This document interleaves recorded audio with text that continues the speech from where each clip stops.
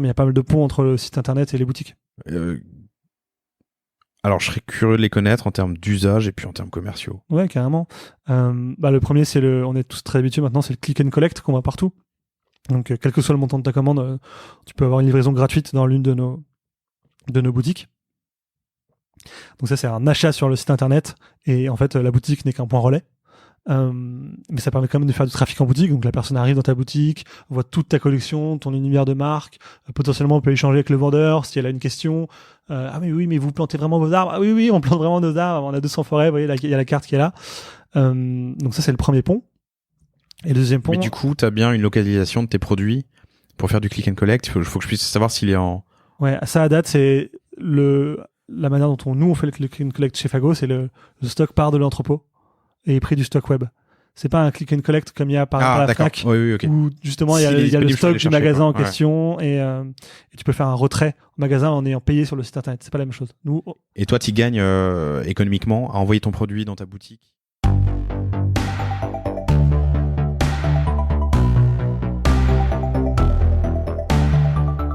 Bonjour, vous êtes sur le point d'écouter un nouvel épisode du Panier, le podcast e-commerce dans lequel on décortique les recettes gagnantes des acteurs du commerce en ligne. Mon objectif est de dénicher avec vous les meilleurs conseils et retours d'expérience pour se lancer et progresser dans la vente en ligne. Acquisition, parcours client, outils, plantage, réussite, apprentissage, on abordera ici tous les sujets sans tabou. Je suis Laurent Kretz, cofondateur de Cosa Vostra, agence de conseil tech et créative. Avec la meilleure équipe du monde en conception, créa, dev et contenu, j'accompagne des boîtes de toute taille dans leur stratégie digitale. Contactez-moi sur lepanier@cosavostra.com, sur LinkedIn ou sur notre site cosavostra.com. Bonne écoute.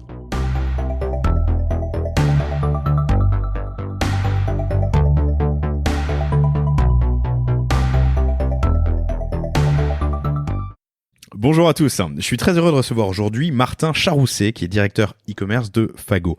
Fago, ce sont des fringues fashion et responsables, mais Martin nous en dira plus dans un instant. Nous, on connaît personnellement grâce à... Alors déjà parce qu'on aime bien la marque, qu'on kiffe, et parce qu'on avait fait une collab avec vous sur une marque qu'on a qui s'appelle Joux, joux.fr, qui fait des articles un peu rigolos. On avait fait une collab sur des pulls coin il y a quelques temps. Fago, c'est une marque qui a une dizaine d'années, qui était à la base wholesale et web, puis qui a pris le virage du retail il y a 5 ans. Aujourd'hui, Fago, c'est 25 boutiques en propre aux 4 coins de la France et une ouverture à l'international. On a préparé cet entretien-là avant de commencer. Il y a pas mal de sujets intéressants qu'on va aborder.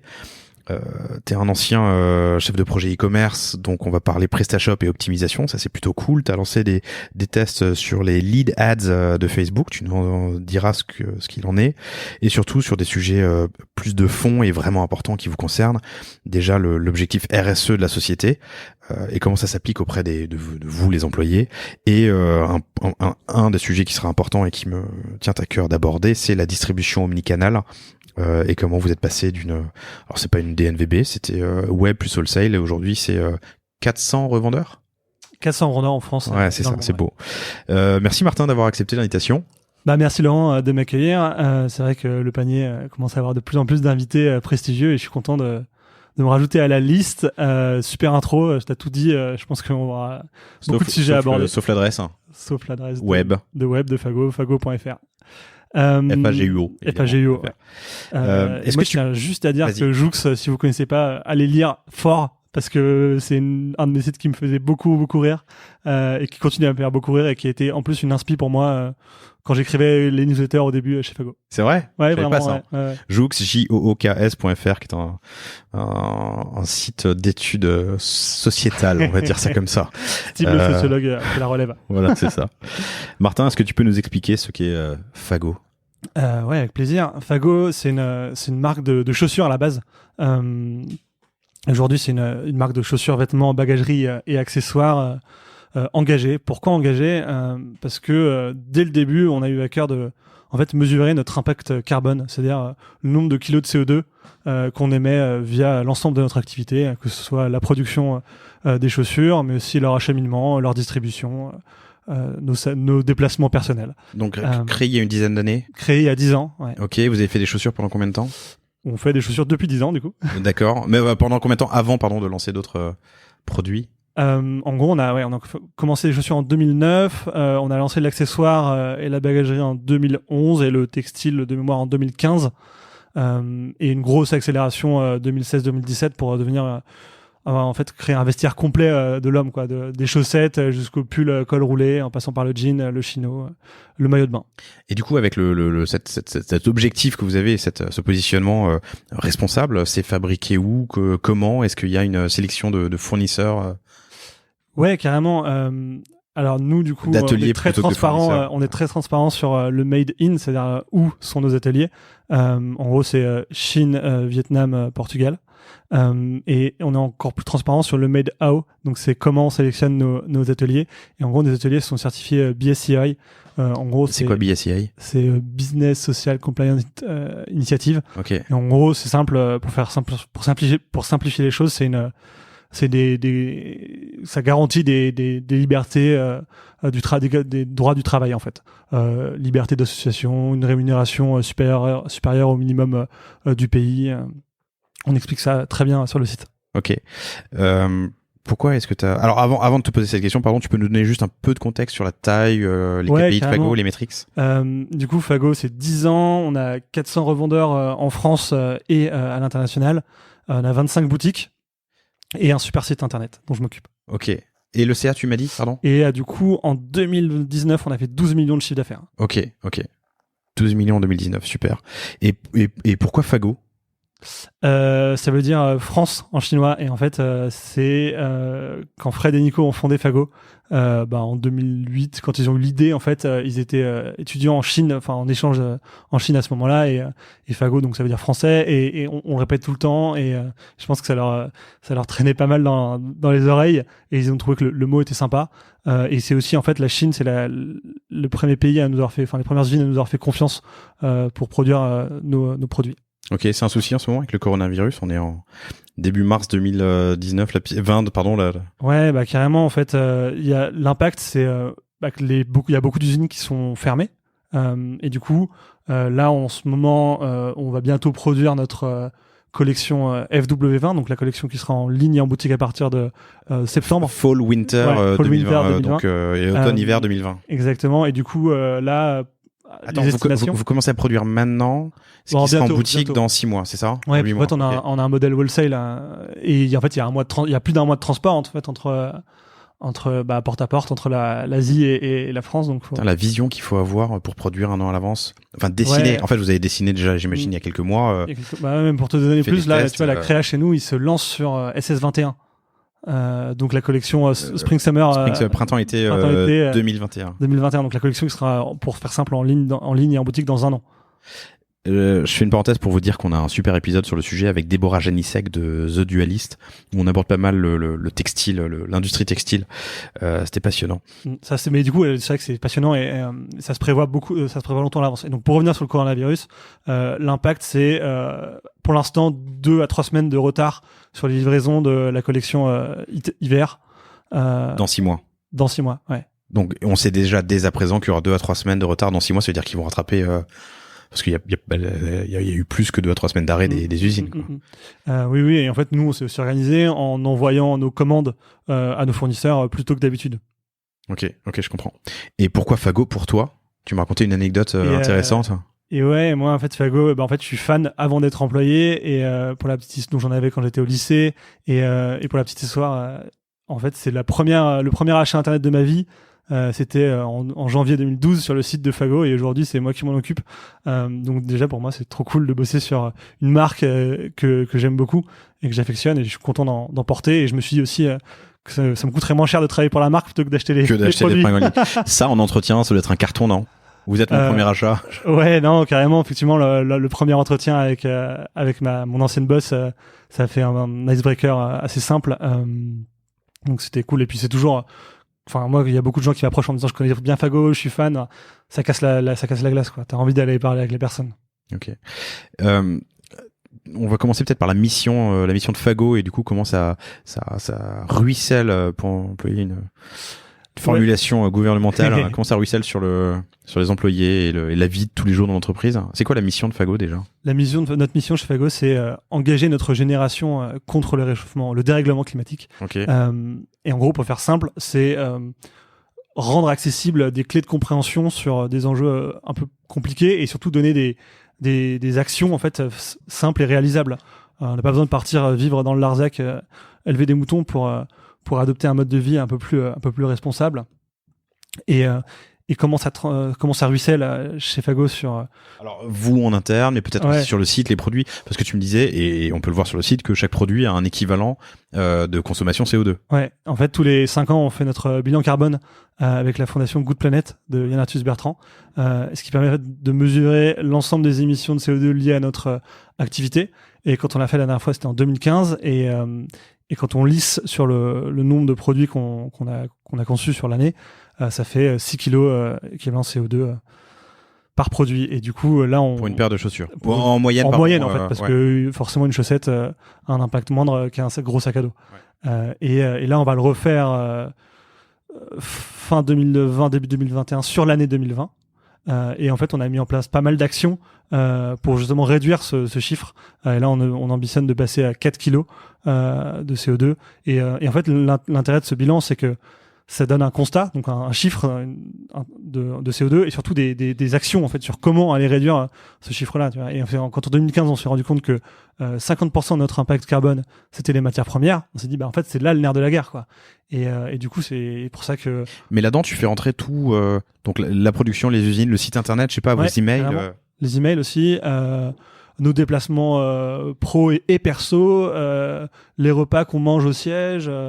La lumière dans les boutiques la nuit, la journée aussi. Donc tout ça, ça rentre dans le bilan carbone. Ça rentre dans le bilan carbone. Et vous arrivez à une moyenne par produit vendu, quoi. Exactement. Ok. Ouais. Et donc ça se traduit sur le site, sur les réseaux. J'imagine pour l'utilisateur. Hein, je parle pour l'instant utilisateur final. Et chez les employés en interne. C'est une philosophie du coup. Ouais, c'est ça. En fait, ça ruisselle à tous les niveaux et c'est ce que tu disais, c'est bien. Et en fait, tu vois, chez Fago, on a en plus de nos objectifs business. En tant qu'employé, on a aussi un objectif RSE pour améliorer notre impact au sein de la société. Et moi, chez Fago, j'ai choisi, parce qu'on avait le choix, heureusement, de faire la chasse aux emails. C'est-à-dire que j'ai été regarder sur Internet comment réduire la taille de ma boîte mail pro. J'ai mis tout ça. Donc la taille, c'est pas les unread, hein, c'est vraiment, enfin, c'est pas le nombre de mails, c'est le poids en giga de ta boîte mail. Donc pièce jointe, nombre de mails. Tout le monde est tous sur Gmail chez Fago. Ok. Et du coup, j'ai compilé une dizaine de conseils. J'ai présenté ça à un petit déj lundi matin à tous les employés. Donc pendant 30 minutes, je leur ai dit, voilà, il faut aller dans son dossier spam, supprimer tous les emails. Je donne une série de conseils comme ça. Et donc pendant 30 minutes. Et après, pendant 30 minutes, tout le monde est retourné derrière son bureau et a appliqué les conseils en notant le poids de sa boîte mail avant et le poids de sa boîte mail après. Et du coup, en une demi-heure, on a réussi à supprimer plus d'1 million d'emails. Et en fait, c'est... plus d'1 million d'emails d'1 million d'emails. En fait, on se rend pas compte, mais ça s'accumule. Ça s'accumule énormément. Alors, ça m'étonne pas, mais j'allais dire pour vous, chers auditeurs, que dans Google Apps, effectivement, en bas de l'écran, sur la version desktop, on a le poids de la boîte en nombre de gigas, mais où est-ce que tu trouves le nombre d'emails que tu supprimes du coup ? Et en gros, ça, je me suis basé sur un chiffre de CleanFox. Donc je reviendrai après sur CleanFox, mais eux, ils font la chasse aux emails et ils ont calculé que en moyenne, un email, c'est 10 grammes de CO2. Et en fait, pourquoi 10 grammes ? Parce que un email, il est envoyé depuis une boîte mail et il est reçu par une autre boîte mail et tout ça, c'est stocké sur des serveurs et des serveurs qui consomment de l'électricité. Donc en fait, c'est 10 grammes de CO2 par an. Par mail. Donc un mail mais en moyenne, encore une fois, c'est des moyennes parce que tu mets un email avec juste du texte versus un email avec 4 pièces jointes, des Excel qui pèsent 3 mégaoctets chacun. Et puis, évidemment, ça pèse plus. Mais quand tu dis par an, ça veut dire qu'un mail qui est dans ma boîte depuis 10 ans a consommé 10 grammes, enfin, l'équivalent 100 grammes de CO2, quoi. Carrément. Ah, c'est hyper intéressant, ça. Et ce que je trouve intéressant aussi, c'est l'organisation où, le fait de vous donner des objectifs. Alors, deux choses. Le fait de vous donner des objectifs RSE. Et de les partager à l'équipe. Et ensuite, ce principe de se dire, j'imagine que tous les lundis matins, c'est quelqu'un d'autre? Tous les lundis matins, en fait, on a un petit déj d'équipe où on est tous, on est 25 au siège et on se réunit et c'est, soit, on a un invité externe, un entrepreneur qui vient nous présenter sa boîte, ce qu'il a fait, où il en est. sa vision, et c'est hyper inspirant parce que du coup on a une belle histoire du lundi matin et puis après on retourne bosser et on est encore plus content d'aller bosser. Soit on a une présentation sur un sujet, comme là je viens de l'évoquer sur les emails, où chacun des responsables de pôle fait un tour d'horizon sur la semaine passée, le mois en cours. Par exemple, le responsable retail va dire bah là, ce mois-ci, on est à plus 15% sur les ventes du N-1. Moi, je vais donner mes chiffres là-dessus aussi. Je vais dire bah en ce moment, je suis en train de plugger tel outil.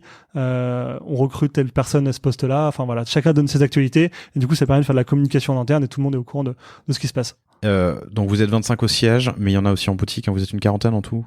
Oui, on est Ils participent à distance. Comment ils font?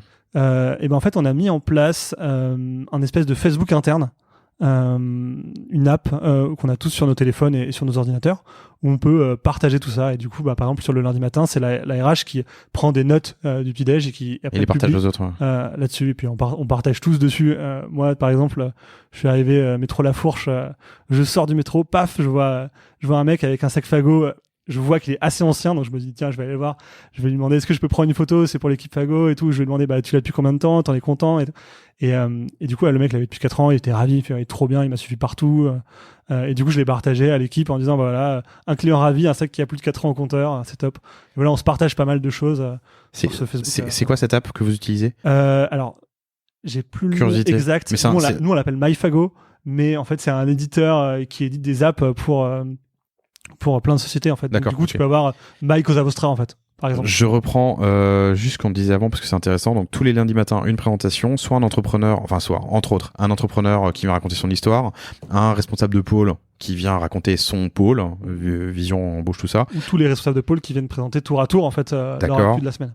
Et sinon un employé comme toi qui vient réaliser son objectif RSE et c'est directement mis en application, c'est ça qui est intéressant. Ça là c'était directement mis en application, que c'est très participatif, qu'en fait ça réveille du lundi matin quoi. T'arrives 10h, enfin 9h du matin, c'est 9h le petit déj, ok. 9h à 10h c'est fini et du coup à 10h05 t'es derrière ton bureau en train de bosser, t'as l'impression d'avoir déjà bossé, enfin d'être déjà vraiment rêvé quoi. Ouais, c'est cool, très cool. Je reste sur le sujet. Est-ce que le site du coup est éco-responsable? Il y a des labels qui sont en train de se mettre en place. Ouais, il y a pas mal de labels qui se mettent en place. J'avoue que c'est un sujet que je connaissais assez mal et on en parle de plus en plus. Nous, on est basé à Nantes. C'est vrai qu'on l'a pas dit. On a fait le move Nantes Paris, enfin Paris-Nantes du coup il y a environ 6 mois et à Nantes. C'est si récent. Je croyais que c'était plus vieux moi. Ouais, donc vous avez été pendant 10 ans à Paris. Pendant 10 ans à Paris. Ouais, c'est ça. Pendant 10 ans à Paris et là depuis 7-8 mois à Nantes. Et à Nantes, j'ai la chance d'être à côté d'un endroit qui s'appelle la Cantine du Numérique, qui est un endroit où beaucoup de bonnes pratiques se partagent. Et il n'y a pas plus tard que 2 semaines, j'ai assisté à une conférence sur comment développer une application mobile éco-responsable. Alors moi, j'ai pas d'application mobile dans mon environnement Fago, mais c'est des conseils qui peuvent ruisseler ailleurs en fait. Et c'est toute une philosophie autour de l'éco-conception. Et en fait, pour faire très simple, et c'est là où c'est hyper intéressant, c'est que performance et écologie vont complètement de pair en fait. On les oppose pas quoi. C'est en gros un site rapide. C'est un site qui pèse moins, mine de rien. Qui pèse moins et du coup il sera plus écolo. Mais aussi un site plus rapide, c'est un site qui performe mieux, qui a moins de taux de rebond, qui a un meilleur taux de conversion. En fait, les deux vont vraiment ensemble quoi. Et du coup. Pardon, j'ai coupé mon micro, voilà. On peut atteindre des objectifs business avec en atteignant des objectifs responsables. Responsables. C'est intéressant ça. Ouais, okay. C'est marrant parce que nous, chez Cosa Vostra, depuis 3 mois, 4 mois, ça revient dans chaque consultation client qu'on a quoi. Et qu'est-ce que vous faites sur la partie éco-responsabilité? Ce qui est intéressant, c'est ce que tu dis, nous on fait pas mal de sites médias, donc on développe énormément de solutions genre AMP, tu vois, et qui sont des HTML un peu dégradés, et au final tu t'en approches. Ensuite il y a aussi les couleurs, parce que moins de blanc, plus de sombre, mais effectivement du coup on a des sites qui sont factuellement du coup plus rapide, plus efficace, c'est intéressant quoi. Plus ou moins lourd aussi en fait, c'est des choses dont tu te rends pas compte. Tu rajoutes un tag sur ton site via Google Tag Manager et en fait ça veut dire que ça demande beaucoup plus de chargement au navigateur de la personne de l'internaute en fait, et du coup c'est vrai que c'est des choses en fait dans le marketing digital tu fais vite des actions qui ont un impact mais tu ne le connais même pas en fait, et bref, c'était assez intéressant cette conférence sur l'éco-conception. C'était animé par le Green Code Lab. Et il y avait un de ses fondateurs, Romain Petiot, qui j'ai pu parler juste après, et là on est en discussion pour pour avoir un audit justement du site et quels axes d'amélioration on peut avoir pour le rendre plus éco-responsable. Et toi, tu as déjà mené des actions. On reviendra tout à l'heure sur la partie infra, mais tu as déjà mené des actions pour rendre le site plus éco-responsable, plus responsable? Ouais. En T'as fait, des exemples on l'a rendu plus rapide en fait. Et à l'époque, on le faisait pour le rendre plus rapide, sans se rendre compte que on le rendait aussi moins gourmand et moins énergivore. Parce qu'en fait, c'est ça, un site qui met du temps à charger, ça consomme plus de batterie d'un téléphone et donc ça plus d'électricité, donc faut recharger plus souvent. Enfin, t'arrives à le quantifier, ça? Non. Enfin, moi, à date, non, mais il y a des outils sur Internet, notamment GreenSpector, qui permettent de faire des mesures d'un site Internet très rapide. Je vous le mettrai dans les commentaires, hein, mais on a parlé de Green Code Lab, GreenSpector. Tu veux nous dire ce que c'est CleanFox aussi? Ouais, c'est vrai qu'on n'est pas revenu sur CleanFox et qui m'avait permis d'arriver sur l'estimation de 10 grammes de CO2 par email. Mais en gros, CleanFox, c'est le Tinder de la suppression des emails. En gros, tu swipes à gauche pour supprimer, tu swipes à droite pour garder.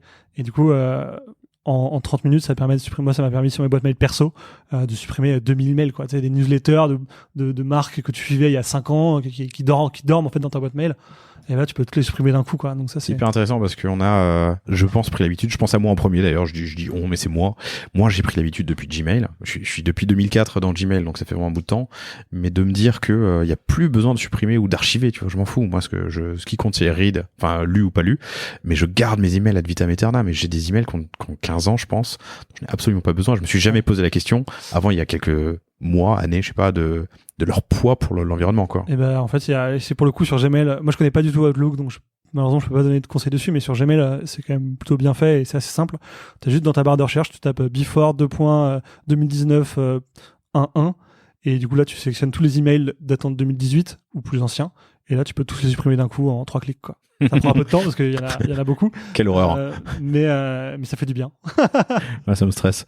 On l'a tous fait et ça nous a fait du bien. Ok. Est-ce qu'il y a d'autres points sur l'éco-responsabilité chez les employés ou sur le site que tu... Ouais, en fait, et là, c'est le fait d'avoir fait un mouvement vers Nantes, qui est une ville à taille plus humaine que Paris.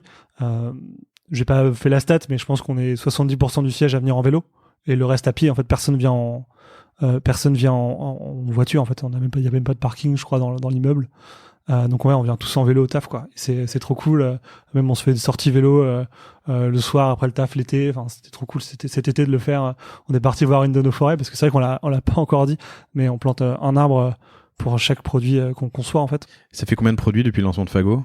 Ça fait 1 500 000. Donc 1 500 000 arbres, ça fait déjà une belle forêt? Ça fait déjà plus de 200 belles forêts.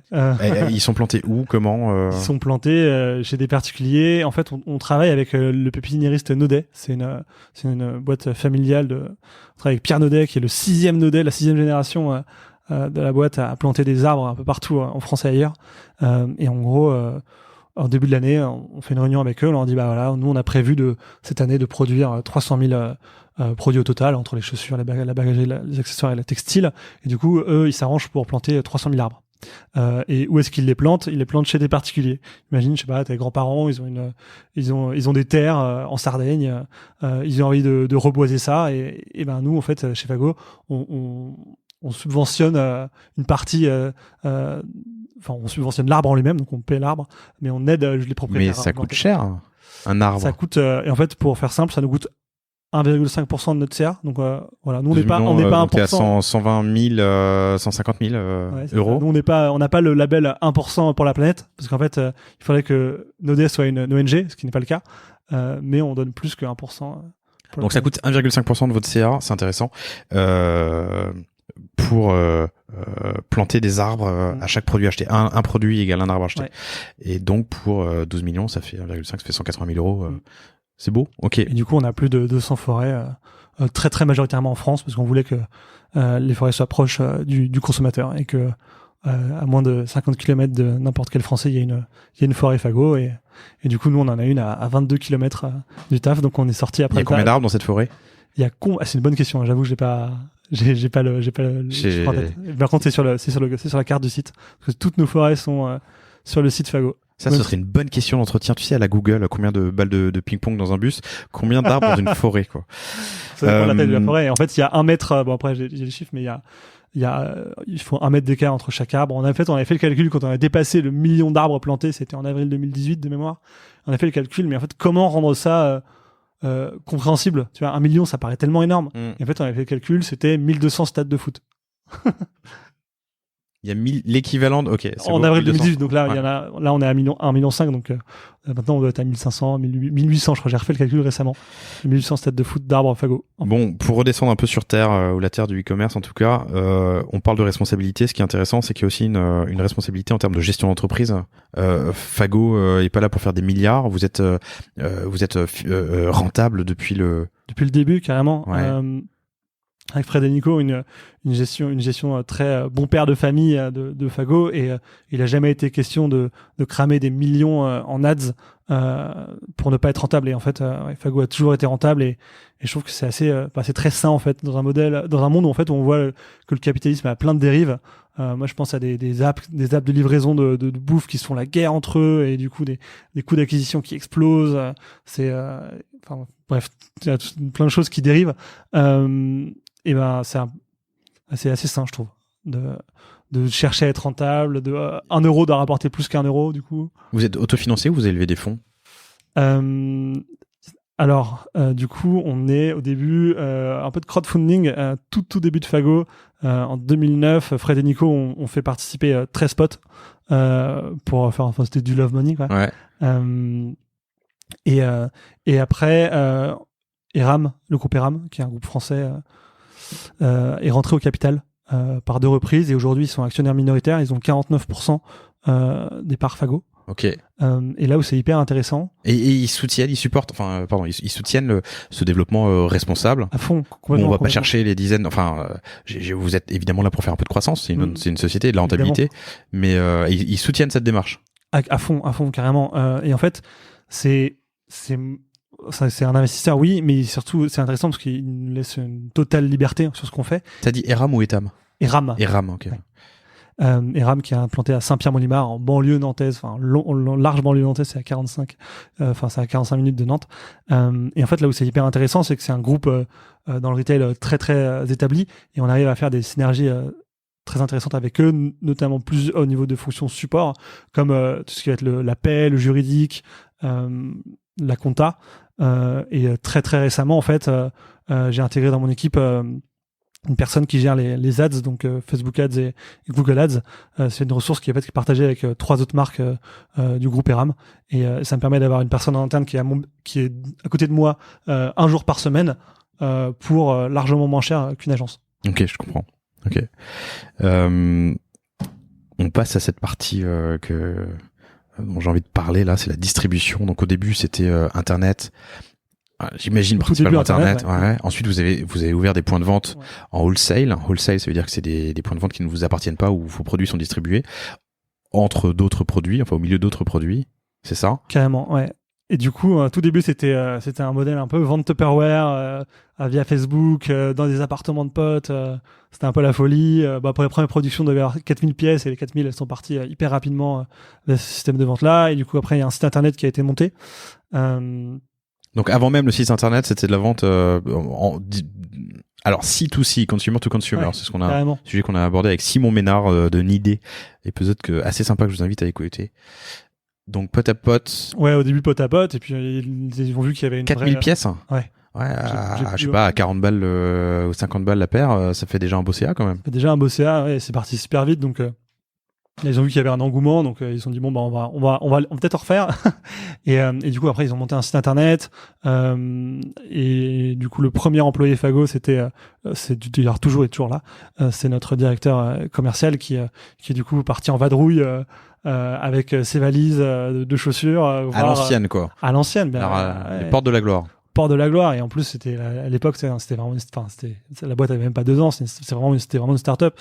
Et du coup on n'avait pas les moyens de payer des hôtels, donc t'étais logé chez le cousin de la pote de machin qui t'accueillait la nuit, et du coup en fait Olivier, du coup notre directeur commercial, a monté un réseau wholesale, et aujourd'hui il y a 400 revendeurs en France et à l'étranger. Et d'accord. En gros le wholesale ça a plusieurs avantages.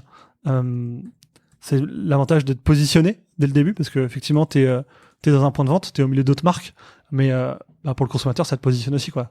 Quand tu es chez un bon revendeur, je vais citer quelques noms, chez Fleux à Paris, chez Ansel Marcel dans le 3e à Paris aussi. Bah, ça te donne une belle image de marque. Pour ceux qui ne connaissent pas, des magasins un peu pointus, on va dire, pour pas dire bobo, quoi.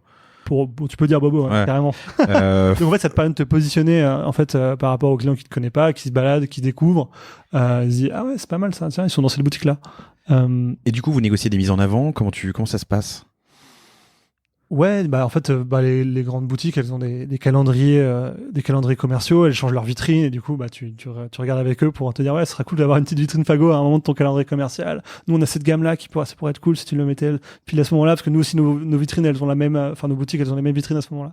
Donc, voilà, et du coup, là, les exemples que tu as donnés, donc Flux, Ansel Marcel, sont des indépendants. Enfin, ce sont pas des chaînes. Ouais. Enfin, Flux, on a quelques-uns, mais... Ansel Marcel, c'est la boutique un peu de lifestyle de Le Pape, qui est un revendeur de vélos un peu partout en France, je crois. Ouais, mais comment t'arrives de quelques revendeurs comme ça à 400 ? En fait, sur le wholesale, il y a des salons qui permettent de se faire connaître. Le Crescendo, le Maison et Objets. Qui permet de se faire connaître en tant que producteur ou en tant que revendeur ? En tant que producteur, en fait. D'accord. Et du coup, c'est un salon sur lequel les producteurs, les marques ont fait, ont leur stand, et les wholesalers, justement, viennent faire leur shopping. Exactement. Et donc, vous y êtes. Et donc, on y est. Ouais, Toi, t'en as fait depuis que non, parce que c'est un sujet très wholesale, du coup, et pour le moment, c'est du coup les responsables commerciaux qui font ça. Mais l'expérience, c'est que c'est quelque chose que tu conseilles. Si moi, j'ai une marque, d'aller faire ces salons et de chercher ces revendeurs. Ah oui, carrément. Il y a un réel retour sur investissement. Carrément, ouais. Ok. Donc vous commencez sur quelques magasins, vous participez à ces salons et aujourd'hui vous êtes à 400 revendeurs en France. 400 revendeurs en tout, en France et international. Et l'international, c'est quoi ? Le split France international. Mais l'international, c'est les francophones, européens Non, partout dans le monde. Je crois que ça fait 18 pays au total. Il y en a au Portugal, il y en a en Belgique, il y en a au Vietnam. Enfin, il y en a un peu partout. Ok, super. Et ça se fait entre les années... en quelle année ? À quelle période donc le passage de 0 à 400 revendeurs, 400 c'est aujourd'hui, mais 10 ans de travail. Donc vous avez commencé dès le début à chercher des revendeurs. Ok, d'accord. Et en parallèle de ça, vous avez ouvert des boutiques. Carrément. Ouais. En propre. C'est un énorme investissement, ça. C'est un énorme investissement, effectivement. Je reparlais avec un des cofondateurs de la boîte sur la partie, sur le projet d'ouvrir notre première boutique. T'as une loc, t'as de la déco, t'as éventuellement des travaux. Et puis vous êtes 25 au siège et 70 en tout, donc ça fait 45 employés. Ouais. Ça fait des charges. Il y a beaucoup de charges, en fait, effectivement, fixes là-dessus. Et en plus de notre première boutique, on a voulu l'ouvrir dans un endroit où on était sûr qu'il y allait y avoir du trafic. Le Marais. Le Marais, exactement, à Paris. On a ouvert à Rue du Temple, on y est toujours d'ailleurs. Et effectivement, il y a des coûts fixes qui sont gros, mais en fait, ça te fait une vraie vitrine pour le coup, parce que les gens viennent se balader dans le Marais parce que c'est sympa, parce qu'il fait beau, et du coup, ils se baladent et là ils te voient, quoi. Tu peux me donner une idée du split entre direct to consumer, donc depuis le site, wholesale et retail? Ouais, carrément. Je vais arrondir un peu les chiffres, mais en gros. C'est 40% wholesale à date, sur 2019. C'est 40% wholesale, 40% retail et 20% web. 40% wholesale, 40% retail et 20% web, c'est ça ? Ouais, exactement. Ok. J'ai écrit 420 au lieu de 40. 420, je crois que ça veut dire quelque chose. Direct to consumer. Et du coup, ouais, donc le retail, ça te permet d'avoir une vitrine 24 heures sur 24, 7 jours sur 7, parce que la boutique, c'est comme si c'était du print, en fait. La boutique, elle est toujours présente, quoi. Et honnêtement, c'est aussi un canal de vente additionnel.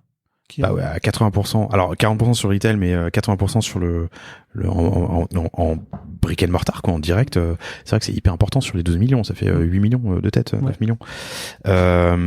Ok. Et ça, vous avez commencé à les ouvrir quand, les boutiques? 2015, la première. 2015. Ouais. Et du coup, en 4 ans, 5 ans, pardon, on est en 2020, 25 boutiques ouvertes, quoi. Carrément, ouais, il y a une vraie accélération. En fait, en gros, on a 10 boutiques en propre, 10 affiliés et 5 corners grands magasins, Café Payette, DHV. 10 boutiques en propre? Ouais. Ok. Donc c'est nous qui avons les fonds de commerce. Ok. 10 affiliés, c'est un mec qui ne vend que du Fago. C'est un mec qui ouvre sa boutique, Fago. Qui ouvre une boutique Fago, en fait, Okay. en son nom, et il prend une part des ventes, quoi. Et ça, vous avez commencé dès 2015? Non, parce que du coup la première C'est plus boutique en récent 2015 c'était nous en fonds propres et la première boutique en affiliation, honnêtement, je pense que c'est la boutique de Lille et la date d'ouverture, je dirais 2017 sans être sûr et certain. Et c'est un modèle que vous souhaitez développer? Euh, L'avantage de l'affiliation, c'est que ça t'accélère un peu ton... En fait, surtout l'avantage de l'affiliation, c'est que tu veux ouvrir une boutique, à toi ça te coûte rien en fait. Ouais. C'est l'affilié qui prend pas mal de risques parce qu'en fait c'est lui qui prend le fonds de commerce. C'est le business de la franchise, quoi. Pardon? C'est le business de la franchise. Le business de la franchise, ouais. Parce que la franchise, t'achètes tes stocks, c'est pas la même chose que l'affiliation. Pour le coup, c'est nous qui leur prêtons des stocks, et qui vendent après. Parce que la franchise, t'as une vraie. Tu dis là, je veux ce t-shirt bleu, mais pas ce t-shirt rouge. Tu le payes. Alors, et tu l'achètes en fait. Ouais, Enfin, ok. Ou avec des conditions de reprise éventuellement, mais sur l'affiliation, c'est nous qui leur poussons en stock et on fait ce qu'on veut dans nos boutiques sur le stock. Ce qui pose des questions intéressantes sur la gestion de ton stock et la localisation de tes produits. Ouais. Du coup, parce que tu as du stock prêté dans une dizaine de boutiques. Alors, je sais pas si on peut faire des ordres de grandeur, mais du coup, tac, 5% de ton CA. Non, 20% de ton CA est chez des affiliés. Donc 20% de ton stock. Oui et non, parce qu'en fait, nous, on a tout notre stock qui est dans l'entrepôt logistique à 3. Et du coup, le stock, il arrive par vague. En fait, dans une boutique, c'est un espace fini. Donc, une grosse boutique, elle va avoir 2000 pièces. Et là, du coup, elle est pleine à ras-bord, à craquer. Mais elle peut pas avoir 20% de mon stock. Non, d'accord, mais bon, 10 boutiques qui ont 2000 pièces, admettons, ça fait 20 000 produits, c'est quand même une partie du stock. Ouais, ça fait une grosse partie du stock. Et en fait, la vraie question qu'on se pose en ce moment, c'est de se dire, ouais, mais en fait, là, aujourd'hui 25, bientôt 40, parce que c'est l'objectif en 2022, 40 boutiques en 2022, ça veut dire que tu as une énorme partie de ton stock qui dort. Et en fait, le mec qui est sur le site internet et qui veut une boutique, qui veut une chaussure en 42, en fait, elle est plus disponible à l'entrepôt, mais elle est disponible dans 8 boutiques. Sur le site internet, à la date, on lui dit non, quoi. Alors que le produit, on l'a et on passe à côté d'une vente et on frustre quelqu'un alors que le produit, on l'a. Donc là, on se pose des questions sur l'unification de notre stock, faire du ship from store. T'as des acteurs qui font ça bien. Il y a Wing qui est passé sur ce podcast. Carrément, que j'ai écouté il y a pas longtemps. C'était super cool. Cubine, il y en a d'autres, mais... Ouais, carrément. Bah, là, c'est notre challenge de cette année. Parfait, parce que c'est le virage que je voulais prendre. On reviendra sur la distrib dans un instant, mais moi, ce qui m'intéresse avec un mix omnicanal comme celui que tu cites, c'est le lien avec toi, ton rôle de e-commerçant. Juste pour terminer... Il y a pas mal de ponts, effectivement, on y reviendra, mais il y a pas mal de ponts entre le site internet et les boutiques. Alors, je serais curieux de les connaître en termes d'usage et puis en termes commerciaux. Ouais, carrément. Le premier, on est tous très habitués maintenant, c'est le click and collect qu'on voit partout. Donc, quel que soit le montant de ta commande, tu peux avoir une livraison gratuite dans l'une de nos boutiques. Donc ça, c'est un achat sur le site internet et en fait, la boutique n'est qu'un point relais. Mais ça permet quand même de faire du trafic en boutique. Donc la personne arrive dans ta boutique, voit toute ta collection, ton univers de marque, potentiellement on peut échanger avec le vendeur si elle a une question. Ah oui, mais vous plantez vraiment vos arbres? Ah oui, on plante vraiment nos arbres, on a 200 forêts, vous voyez, il y a la carte qui est là. Donc ça, c'est le premier pont. Et le deuxième pont... Mais du coup, t'as bien une localisation de tes produits pour faire du click and collect. Il faut que je puisse savoir s'il est en... Ouais, ça à date, c'est la manière dont on fait le click and collect chez Fago, c'est le stock part de l'entrepôt et est pris du stock web. C'est pas un click and collect comme il y a par la Fnac, okay. où justement il y a le stock du magasin en question et tu peux faire un retrait au magasin en ayant payé sur le site internet. C'est pas la même chose. Et toi, tu gagnes économiquement à envoyer ton produit dans ta boutique. Si je suis à 3 et que j'achète... Carrément. Pourquoi? Parce qu'en fait, et pourquoi on offre cette livraison, quel que soit le montant de la commande, c'est qu'on regroupe l'expédition de la commande click and collect avec notre réassort de la boutique. Parce qu'en fait, les boutiques, elles ont des réassorts plusieurs fois par semaine parce qu'elles ont que 2000 pièces et quand elles ont vendu leur M de nos best-sellers, il faut leur refaire venir des M des best-sellers. Et du coup, il y a 2 expéditions par semaine qui partent en moyenne parce que pendant les soldes, c'est plus. Pendant les périodes très creuses, c'est moins. Tu rajoutes facilement le t-shirt que j'ai commandé. Et du coup, la commande, elle est rajoutée à cette expédition. Donc, ça crée pas une expédition séparée et c'est aussi bien plus responsable d'abord. Ouais, ok, je comprends. Ouais, c'est bien plus et en plus, accessoirement, t'as un mec qui vient dans la boutique et qui découvre l'univers. Exactement. Donc ça, c'est le premier pont qu'on a entre le web et les boutiques. Le deuxième, c'est la e-réservation. Donc tu peux le voir sur la fiche produit, n'importe quelle fiche produit Fago. T'as le bouton ajouter au panier, classique. Et juste en dessous ou à côté, t'as réservé en boutique. Ce qui prend exactement la même taille. et en termes de place sur ton écran, en termes de pixels. Et du coup, là, tu as le stock des boutiques en temps réel, effectivement. C'est par exemple, est-ce que ce chino kaki en 32, il est disponible à la boutique de La Rochelle? Si oui, on te met en stock et là tu peux le réserver. Sinon, choisis une autre taille, choisis un autre produit. Mais en gros, quand le produit est en stock, tu peux du coup faire une réservation et du coup la boutique met de côté l'article et te dit salut Laurent, ton chino kaki il est bien dispo à la boutique de La Rochelle. Tu peux venir passer l'essayer et l'acheter si tu as envie. Donc click and collect le premier pont, la Reza le deuxième. Ouais. Et la Reza c'est différent parce que du coup c'est un CA qui est généré en magasin, c'est la personne vient et achète. Ouais. Mais et du coup, là, les boutiques, c'est carrément intéressant pour eux parce que c'est vraiment du trafic hyper qualifié parce que la personne vient avec un produit déjà de côté, en fait. Ça, j'imagine que ça plaît aux affiliés, du coup. Ça plaît aux affiliés. Plus que le click and collect. Il y a une partage de revenus en click and collect. Il y a un partage de revenus en click and collect. Ok. Et le troisième pont, donc le premier click and collect, le deuxième, la Ireza, et le troisième. Là, j'avais évoqué 2 ponts. Ah, ok. Alors, moi, je reviens juste un tout petit peu en arrière sur la distrib. Je sais plus où étaient mes notes. Là.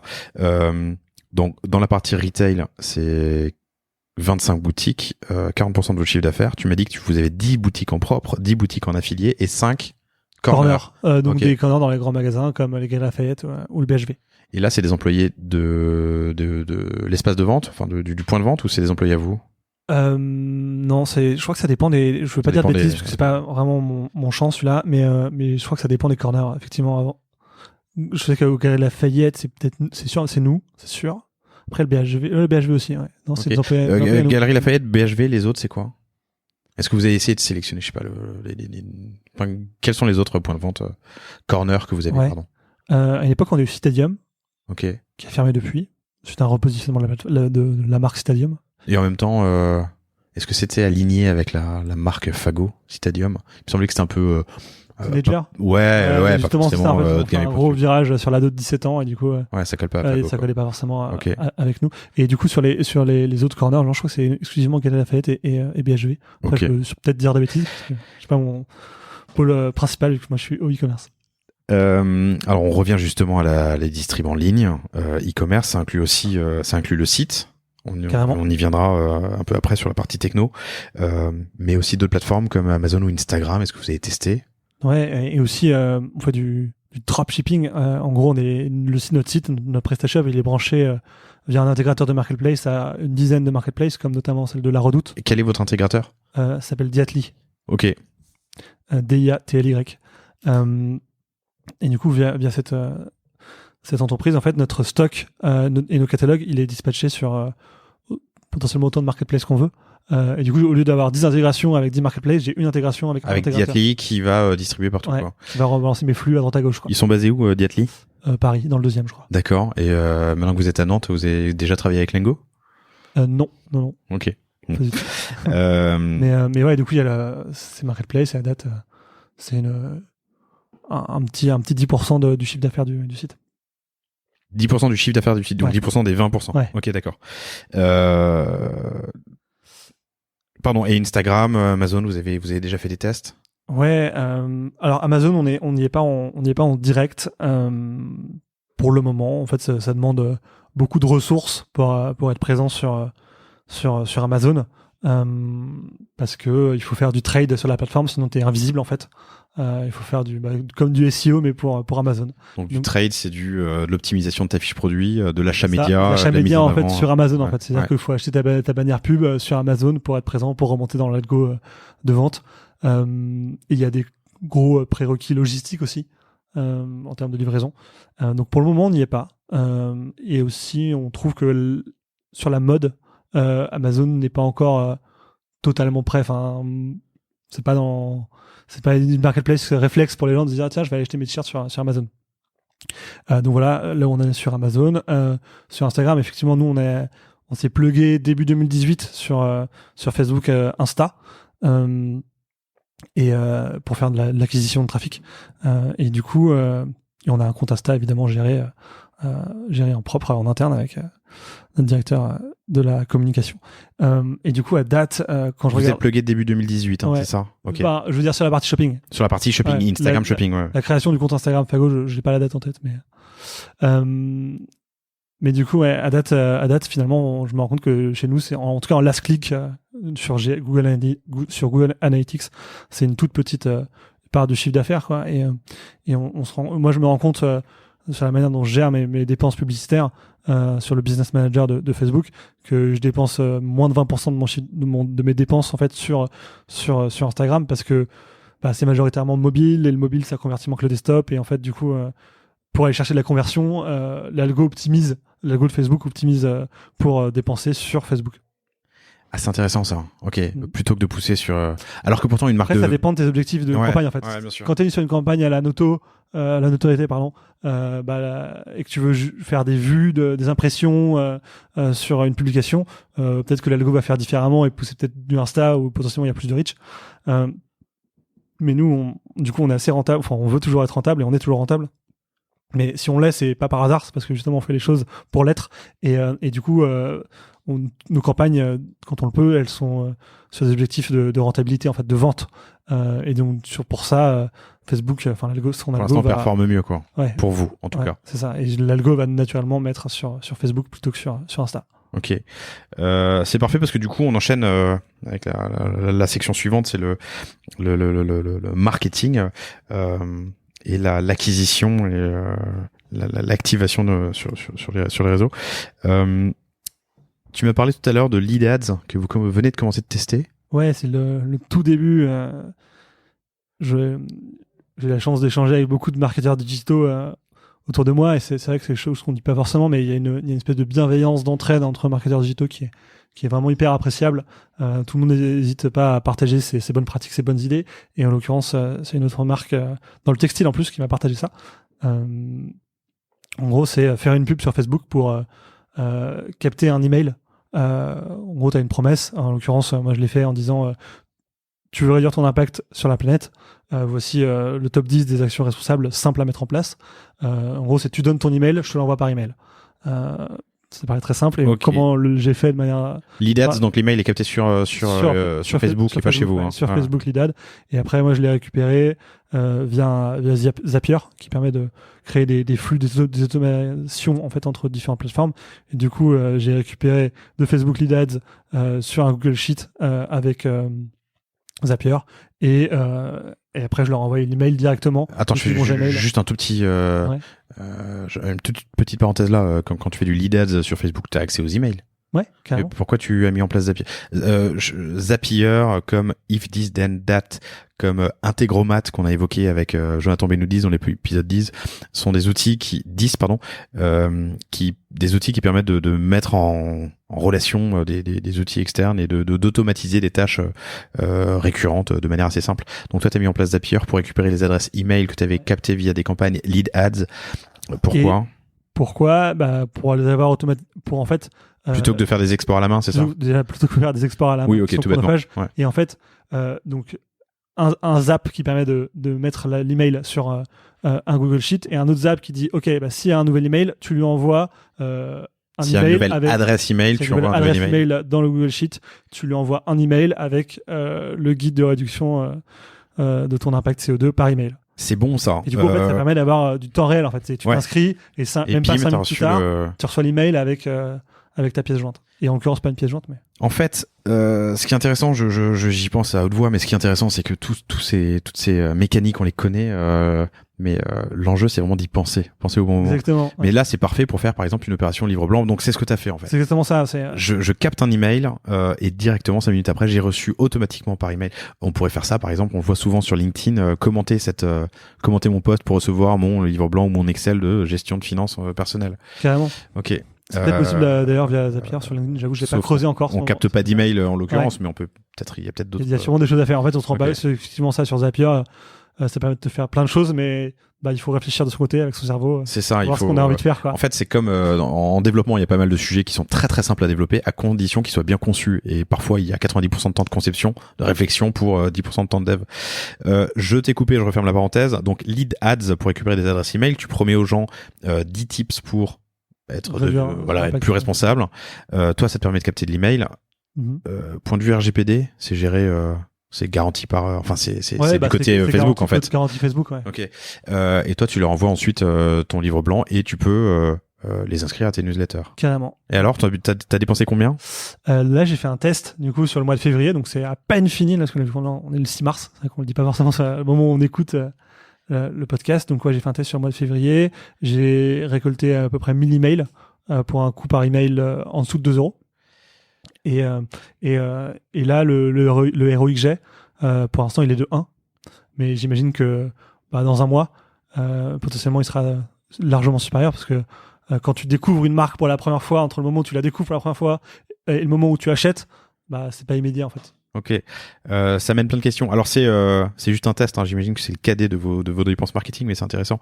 Donc pour 2000 euros, tu as eu 1000 emails et qui ont à date, ces 1000 personnes, dépensé 2000 euros sur Fago. Ouais. Ok, qui dépenseront certainement plus dans le futur. Est-ce que du coup tu fais du retargeting ou du similar audience, non pas similar audiences, lookalike pardon sur Facebook? Ouais, carrément, mais je fais du lookalike sur mes clients existants. Ok, donc tu les ajoutes eux à tes clients existants une fois qu'ils ont acheté. Ouais, carrément. C'est automatique. En gros, c'est fait automatique pour la partie web. Ouais. Donc mes achats sur mon site internet, c'est relié via un module PrestaShop à Business Manager. En revanche, là où c'est pas relié, c'est sur mes achats retail. Tous mes achats en boutique Fago. Et ça, je me tape de faire des imports assez chronophages tous les 3 mois pour uploader tous mes nouveaux clients sur Business Manager afin de nourrir l'algorithme de Facebook pour qu'ils puissent trouver plus de gens similaires à mes audiences. C'est vrai que pour les gens qui connaissent peut-être pas les audiences lookalike, en gros c'est cette personne-là est client Fago, elle aime lire et faire des randonnées et le vélo.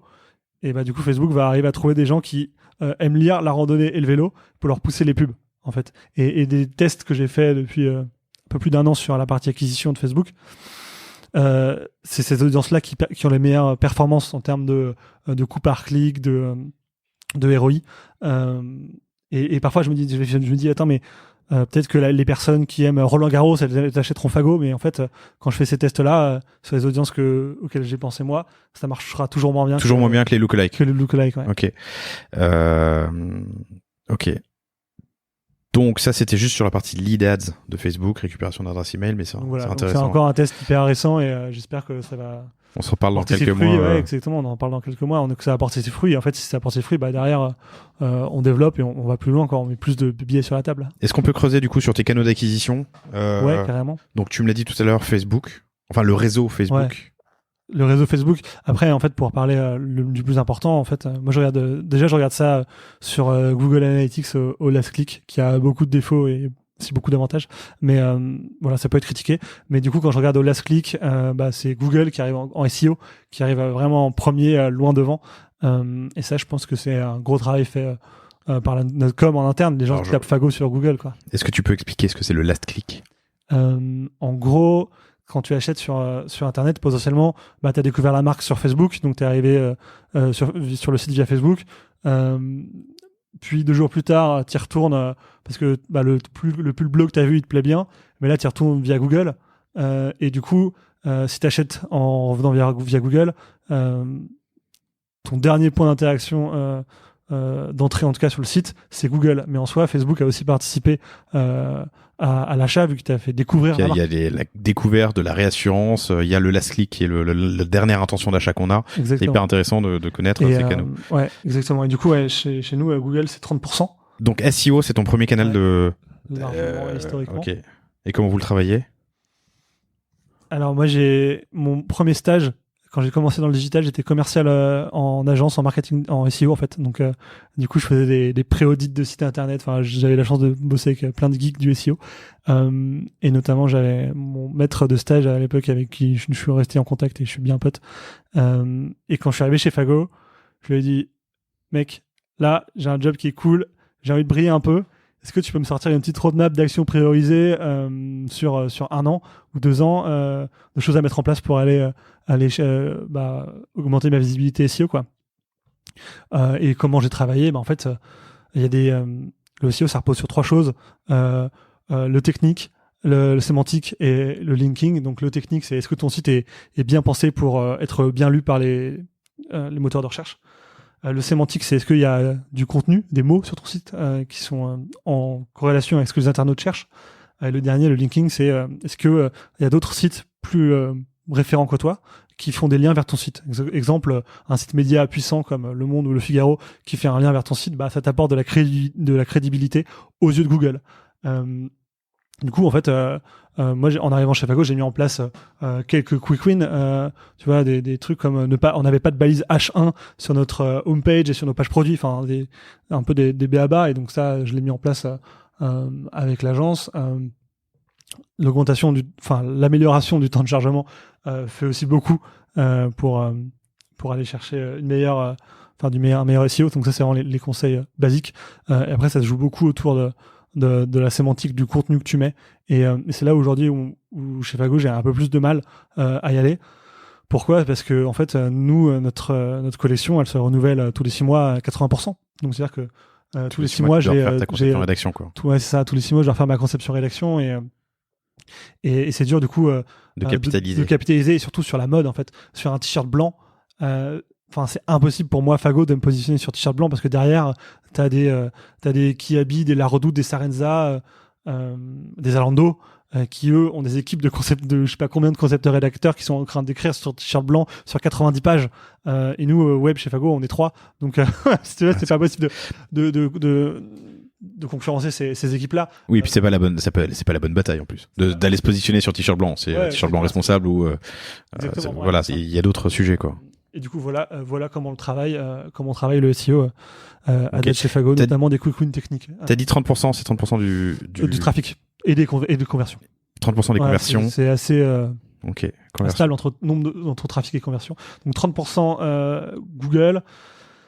Ça dépend des mois, mais 15-20% de trafic direct. Donc ça, c'est les gens qui tapent l'URL Fago dans leur navigateur. Est-ce que ça, du coup, on peut l'associer aux clients récurrents? Déjà venus, clients récurrents, carrément. T'as dit 15-20%, hein. Ouais, c'est ça. Ok.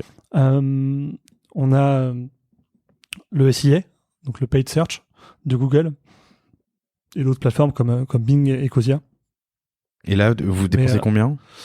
Ça dépend des années, mais là, sur 2019, on a dépensé, je pense, 20 000 euros. Enfin, on crame pas des millions en ads.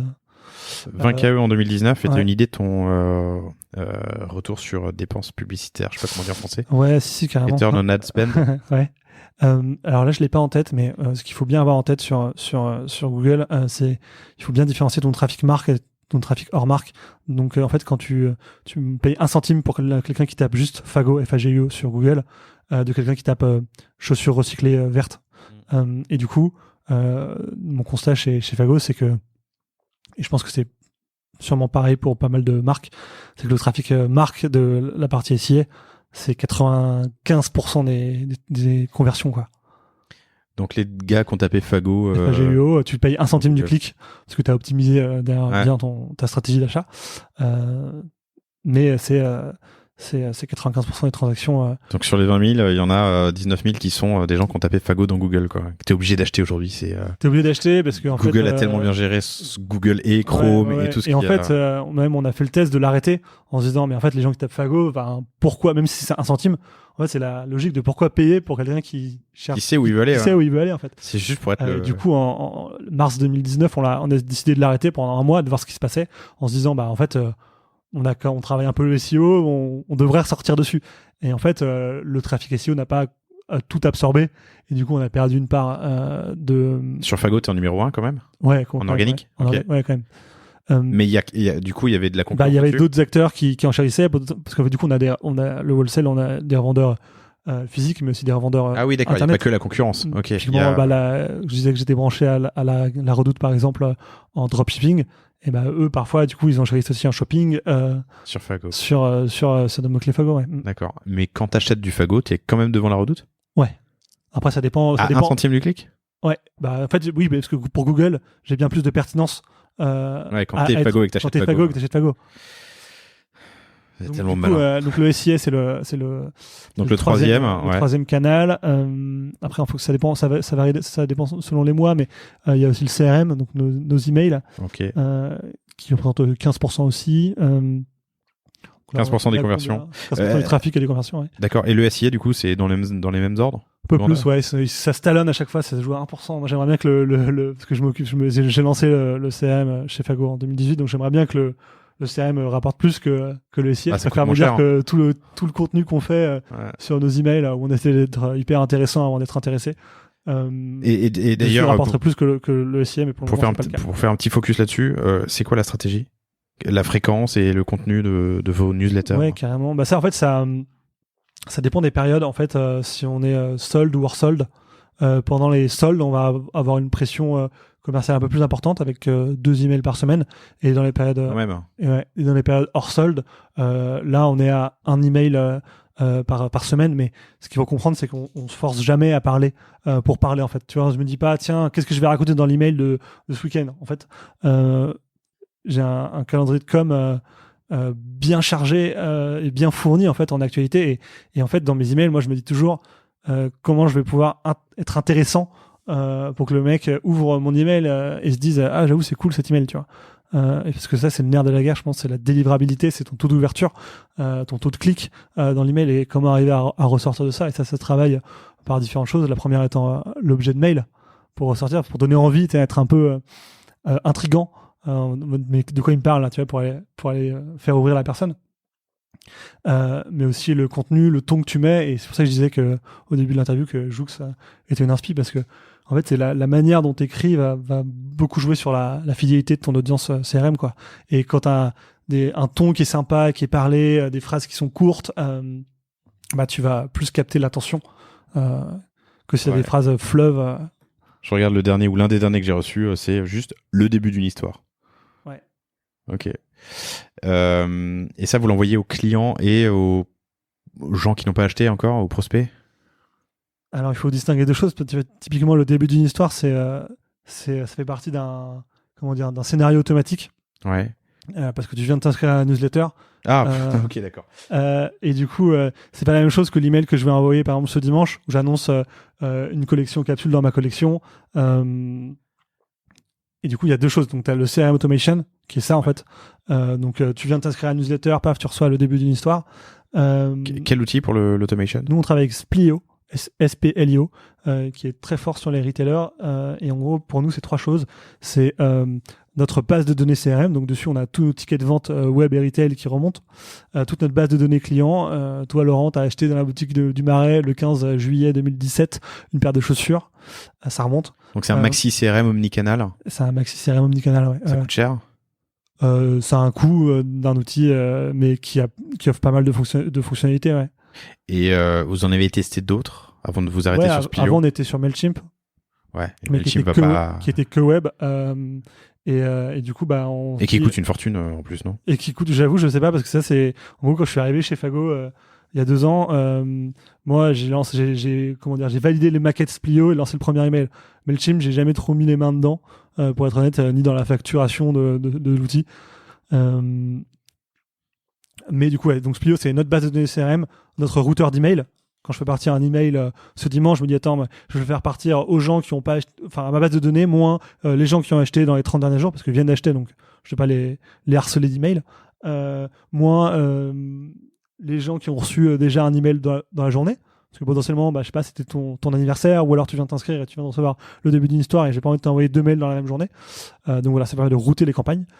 Et la troisième brique, c'est l'édition des emails. Donc en fait, on a un éditeur d'email WYSIWYG dans lequel on crée nos emails en eux-mêmes. Alors j'en profite pour fermer la parenthèse acquisition et activation. SEO, 30% des conversions, le direct, donc ceux qui tapent Fago, enfin l'adresse, l'URL de Fago, 15-20% des conversions, le SIA dans les mêmes eaux, et l'email une 15% pour du coup enchaîner sur la partie outils. Donc on a parlé de Splio, qui vous permet de remonter, qui est votre CRM d'activation, d'automation, de remontée d'informations liées aux boutiques. Ça veut dire que vous avez un système RP en fait. Ok. Tout est. Et le RP, c'est quoi? C'est Fastmag. Ok. Qui est aussi notre logiciel de caisse en retail. Et en gros, tous les tickets de vente de notre ERP remontent sur Splio. D'accord. Est-ce que vous demandez mon adresse email quand j'achète en magasin? Comment vous faites le mapping entre un achat web et un achat magasin? En gros, quand tu vas en boutique, on te demande si tu veux recevoir ton ticket de caisse par email. Ok. Et à ce moment-là, en fait, soit la personne n'a pas envie de donner son adresse mail et auquel cas on la force pas, on met pas à couteau sur la gorge, soit elle te dit bah ouais, je veux bien recevoir mon ticket de caisse. Parce que c'est par mieux email. pour l'environnement en plus. Parce que ça se discute en fait, mais surtout si t'as jamais t'as besoin, imagine t'offres pour un cadeau, après tu perds le ticket de caisse, t'as besoin de faire un échange, voilà. Parfois il y a des gens qui veulent avoir leur ticket de caisse et quand tu l'as en physique, il se perd quoi. Voire tu le jettes sans y faire attention et du coup l'avoir par email, c'est pas mal. Et du coup nous on donne des objectifs aux vendeurs chez Fago et aux responsables de boutique, c'est de rattacher 60% des ventes. Et ils y arrivent? Ça dépend des boutiques, ça dépend de moi, mais ouais, ils y arrivent. Donc, les employés, les vendeurs de Fago dans les boutiques que vous avez en propre, en retail, ont pour objectif de récupérer 60%, de rattacher 60% de rattacher 60% des ventes à des adresses mail. Ok. En wholesale, c'est plus compliqué. En wholesale, du coup, on n'a rien, on n'a aucune donnée. Enfin, la personne qui a une boutique, c'est sa base client, elle, en fait, et elle la garde. Donc wholesale, vous n'avez rien, pardon. Et sur la partie, place de marché. Non plus. Diatli, en fait, ils anonymisent leurs données clients pour effectivement qu'on. Et donc tout ça remonte dans Splio. Et Splio est évidemment lié à PrestaShop puisque PrestaShop est la solution que vous utilisez depuis le début. Et sur laquelle tu me racontais des trucs intéressants en intro. Que tu as fait pas mal d'optimisation sur l'import. Parce que en fait, votre souci, 2 fois par an, vous importez une nouvelle collection, c'est quelques centaines de produits. C'est 300 produits, en ce moment, parce qu'il y a forcément, en fait, et je vais y venir, c'est le point crucial, c'est quand on s'est lancé, on avait en 2009 un modèle de chaussures décliné en 4 couleurs. Donc en fait, là, tu te fais une gestion à la mano avec des copier-coller entre un Word et ton PrestaShop, c'est complètement faisable. Voire même une rédaction directement dans PrestaShop, tu vois. Sauf que au fur et à mesure, on développe les accessoires, on met les ceintures, les sacs de voyage, les textiles, les chemises, les pulls col roulé. Et du coup, on se retrouve, en ce moment, on est sur 300 produits par saison, avec un renouvellement de 80% du catalogue tous les 6 mois, parce qu'on a comme chez Lacoste, tu verras toujours le polo blanc. Chez Fago, tu verras toujours certains produits qui restent de saison en saison. Et du coup, moi, quand je suis arrivé chez Fago, j'ai dû mettre en ligne la collection. C'était quoi ? C'était Fall Winter 2018 et qui arrivait à l'entrepôt et donc sur le site, je me souviens, courant août. Donc en fait, en juillet, il fallait être prêt sur les 300 produits, quoi. Et je me souviens de ce moment-là parce que c'était vraiment terrible. C'était l'été, il faisait chaud, personne au boulot. Et moi, je faisais des copier-coller entre un Excel et PrestaShop. Quel enfer. Et pourtant, il doit y avoir des imports automatiques, non ? Ouais, en fait, c'est juste que ça, comme le catalogue avait grandi petit à petit, cette chose, ça n'avait pas été pensé. Il y a effectivement une partie des choses qui étaient importées, genre les déclinaisons, tous les EAN, les prix, ça c'était importé automatiquement entre notre ERP et PrestaShop. Mais il y avait plein de champs natifs PrestaShop ou custom, comme je sais pas pour ceux qui utilisent PrestaShop, ils vont connaître le type ou le type long, c'est chemise à manches courtes ou chemise à manches longues, qui permet d'après de faire des filtres sur les pages catégories. Tout ça, en fait, c'était géré. Il y avait des choses qui étaient gérées à la mano. Et donc, moi, je me souviens, j'avais passé 2 semaines entières à faire des copier-coller entre un Excel et un PrestaShop au mois de juillet où tout le monde est en vacances. Et je me suis dit, mais en fait, plus jamais, quoi. Plus jamais. Et du coup, effectivement, en fait, c'est cet import qu'on faisait entre Excel et PrestaShop, qui était que sur une partie des champs, qu'on faisait via notre agence tech, Smart Impact à Nantes, que je salue. J'ai repris la main dessus pour pouvoir apporter tous ces champs moi-même. Et du coup, ça fait gagner au bas mot 4 semaines de travail. Donc 20 jours ouvrés d'un employé. Ouais. Ce qui est une vraie. En fait, surtout, un mois, un 12e, ça fait un mois de salaire. Ouais, c'est ça. Et en fait, surtout, est-ce que tu as envie de payer ton employé ? Est-ce que tu as 2 fois par an, ouais. Est-ce que tu as envie de payer ton employé à faire des copier-coller sur Excel ou à réfléchir ou à créer de la valeur, en fait. Ouais, c'est ça, tu vois. Et moi, quand j'ai fait ces 2 semaines là où je faisais des copier-coller, je ressortais de là, mais j'avais envie de me tirer une balle, quoi. Je me disais, mais je sers à rien, en fait, je suis débile. C'est vraiment un travail pas très valorisant. Et du coup, ça, chez Fago, c'est quelque chose que j'essaie de faire, c'est de toujours réfléchir à comment, quand il y a une tâche pénible, comment l'automatiser pour que elle soit moins pénible et que mon temps, je le passe plus à me dire, à réfléchir sur ma stratégie que à agir sur mon opérationnel.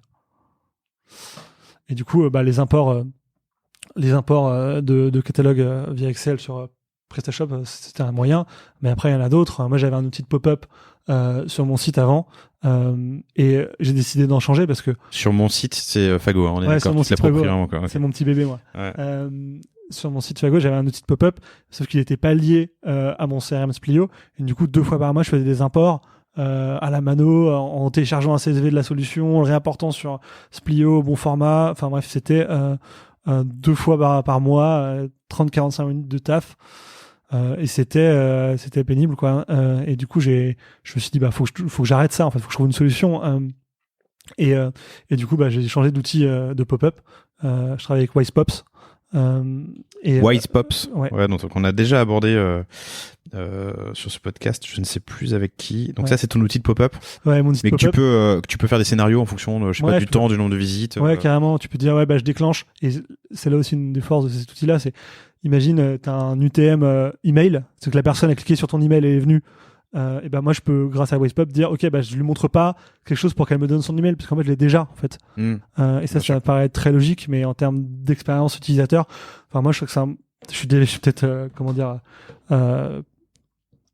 perturbé par ma propre expérience dans le digital, mais quand je suis sur newsletter, que je clique dessus, que j'arrive sur un site, donne-nous ton email, bah, ça m'énerve un peu parce que j'ai une pop-up, alors ils ont déjà mon email, quoi. Et du coup, je me dis, mais comment je peux ne pas faire ça pour un utilisateur Fago? Et donc, Wisepops m'a permis de faire ça et aussi d'avoir des imports automatiques avec mon CRM. Wisepops Plio. Wisepops Plio, ouais. Et PrestaShop, du coup, puisqu'il y a aussi une base d'utilisateurs dans PrestaShop. Ok. Est-ce qu'il y a d'autres outils comme ça que tu recommandes dont tu peux pas te passer aujourd'hui? Wisepops, le premier. Zapier, que je conseille aux gens de mettre au moins le nez dedans une fois. T'as quelques exemples de scénarios autres que celui que tu m'as donné tout à l'heure qui concernait l'import de mail dans l'IDAS. Ouais. On l'a pas abordé, mais du coup j'ai dans ma charge la partie e-commerce, et dans la partie e-commerce, dans mon équipe, il y a une personne qui est en charge du service client. Et du coup, le service client, c'est répondre aux demandes entrantes des clients. Typiquement. Quelle plateforme? Zendesk. Qu'on a plugué mi-2018.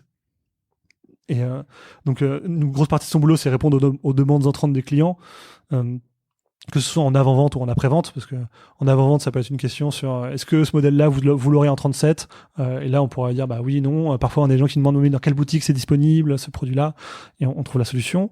Ou des gens qui ont des questions, bah bonjour, moi je suis allergique au cobalt, est-ce qu'il y en a dans vos ceintures? Donc là, du coup, ça nous donne l'occasion d'aller échanger avec l'équipe produit. Ah ouais, est-ce que sur nos ceintures, on a du cobalt? Oui, non, et du coup, on apporte la réponse au client. Donc ça, c'est de l'avant-vente, mais aussi de l'après-vente, parce que malheureusement, en e-commerce, il y a des colis qui se perdent chez nos différents transporteurs. Et du coup, bah, c'est aller trouver une solution pour le client qui rencontre un problème. Donc ça, c'est une partie de son temps. Et l'autre partie, c'est s'assurer que toutes les commandes partent bien de l'entrepôt. C'est-à-dire, il y en a qui partent pas qui partent de parfois, boutique. Non. C'est-à-dire que parfois, il va y avoir une rupture, par exemple. C'est-à-dire que tu pensais que tu avais ton t-shirt blanc en XL, mais en fait, le préparateur arrive sur l'étagère et en fait, bah, là où devait y avoir les t-shirts blancs XL, il n'y en a plus. Donc, en fait, il faut avertir le client. Et en fait, il y a pas mal de process avec l'entrepôt que j'ai automatisé via Google Sheet et Zapier. Qui permet de faire une alerte mail directement. Hey, salut, sur la commande salut Théo, sur la commande 123 422, il manque cet article. Du coup, bah, Théo qui vient d'un service client, il peut du coup prévenir le client, le rembourser et du coup le prévenir en amont qu'il reçoive sa commande, plutôt que le client qui découvre dans sa commande qu'il manque un article. On y revient, hein, mais c'est intéressant parce que mis bout à bout, tous ces petits gains de temps.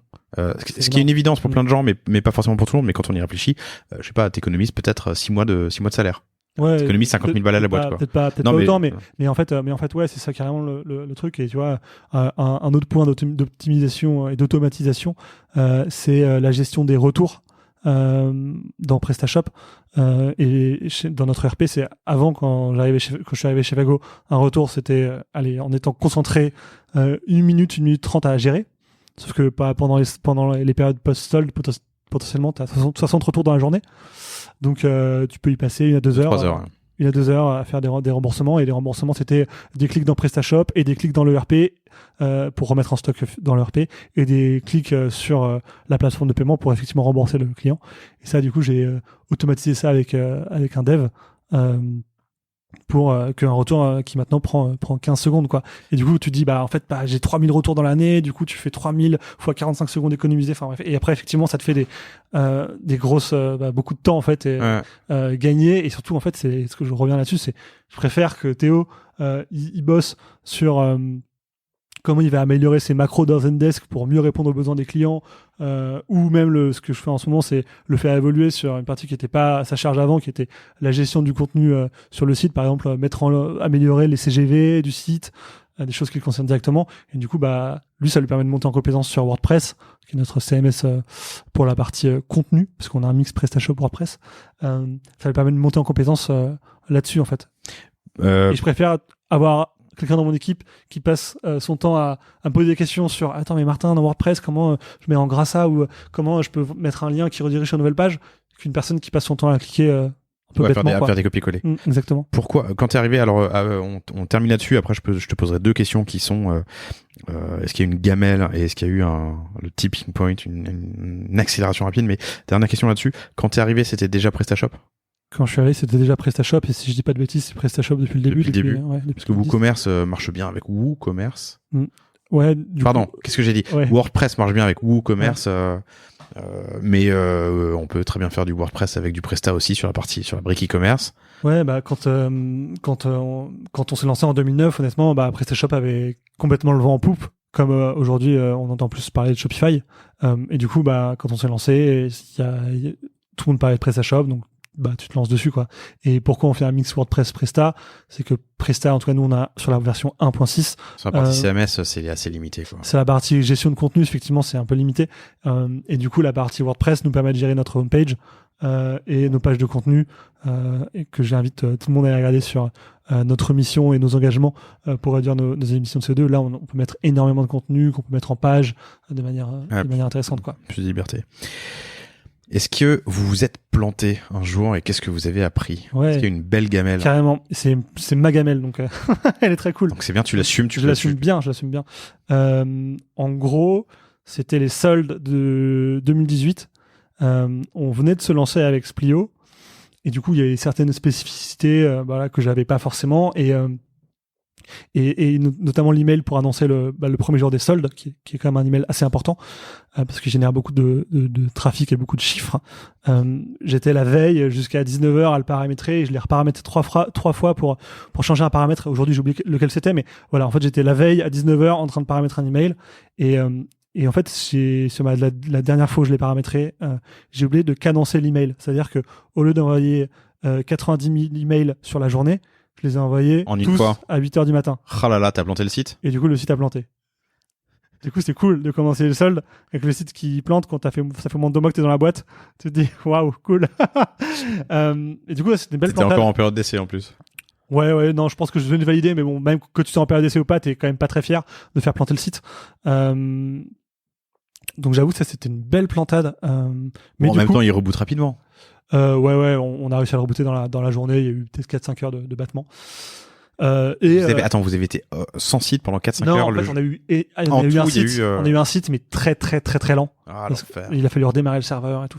C'était hyper déceptif. Mais ça, on en a appris 2 choses. Et surtout, en fait, on a fait un email au client en expliquant le truc, en disant, vous étiez un peu trop nombreux, on a eu un problème de site, mais on est de retour. Et cet email-là, il avait cartonné. Et je pense que c'est un côté encore petite boîte, tu sais, où tu dis, ah ouais, bon, ils ont planté, mais maintenant ça marche. Enfin, tu vois, tu te dis, bon, c'est marrant, quoi. Il y a quand même ce côté marrant. Et en fait, ça nous a appris 2 choses. Ne jamais faire un email la veille pour le lendemain. Ouais. Donc, en fait, c'est plus anticiper ta création d'email. Et du coup, aujourd'hui, je demande à ce que tous mes emails soient prêts au moins 2 jours ouvrés avant l'envoi. Ça permet d'éviter ce genre de plantade. Je suis un ayatollah de l'email, et ça me stresse à chaque fois. Je pense que je teste mes emails 10 fois. À chaque fois qu'il y a un email qui part ou que mon équipe crée un email, 10 fois. Et je clique sur chaque lien et je le teste en mobile, en desktop, et je m'assure que les liens sont les bons, qui sont tagués. L'email, je sais pas pourquoi ça me stresse, quoi. Ouais, c'est vrai que, en plus, ça dépend de ta base d'abonnés, mais tu peux vite la faire partir à plusieurs dizaines de milliers de personnes. Ouais. Et c'est vrai que t'as vite fait de l'oublier. Enfin, moi, j'ai vite fait de l'oublier. Quand tu cliques sur envoyer, en fait, t'as potentiellement 100 000 personnes qui voient que t'as fait une faute d'orthographe, quoi, Ouais. ou que t'as fait un erreur de Bonjour first name. Aïe, merde. Euh, Donc voilà, donc ça c'est ok. le plantage et on a appris deux choses. Donc voilà, s'organiser sur les emails 2 jours ouvrés à l'avance, qui permet de jamais travailler dans l'urgence, parce que l'urgence est créatrice d'erreurs. Et deuxième chose, on s'est rendu compte que le site était pas forcément méga rapide. Et du coup, on est rentré en contact avec PrestaShop en leur disant ouais, notre site est pas méga rapide, vous connaissez pas quelqu'un sur le sujet. Et là, ils nous ont recommandé un consultant en freelance sur l'optimisation serveur.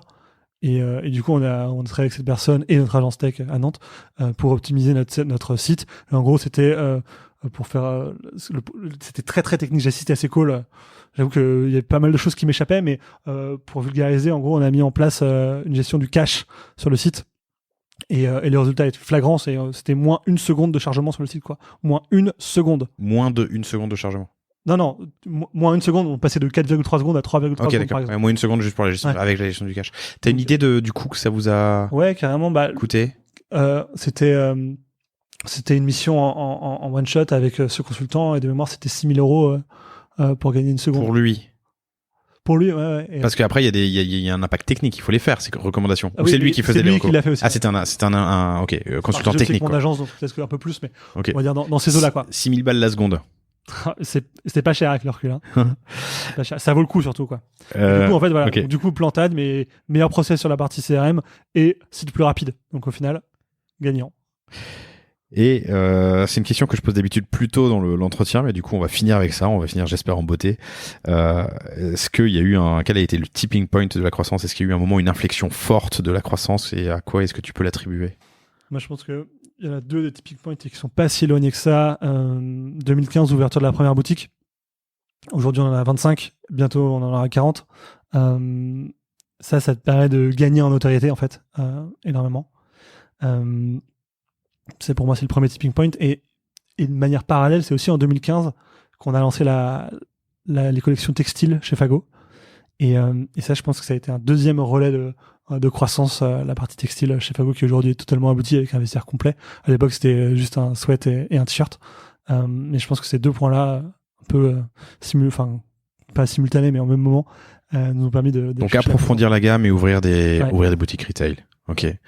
Ça revient souvent, ça. Hein, moi qui depuis que j'ai lancé ce podcast, mais cette discussion sur l'importance du retail, l'importance de la boutique physique. Alors parfois très important, comme chez vous, puisque 80% du CA est fait en dehors du digital, et beaucoup moins chez d'autres. Je pense à Snow Leader, qui est un épisode passionnant que je vous recommande. D'ailleurs, ils viennent de lever, je sais plus, 10 ou 40 millions, un truc énorme. Mais qui lui me racontait que ils ont 3 boutiques, ça représente que quelques pourcents du CA. Et quand je dis quelques pourcents, c'est 2 ou 3. Mais en revanche, ils ont vu une réelle accélération de la notoriété, de la légitimité, de leur relation, amélioration de leur relation avec leurs fournisseurs, parce que c'est un distributeur, avec l'ouverture des boutiques, parce que d'un coup ils existaient, quoi. C'est surprenant, pas toujours rationnel.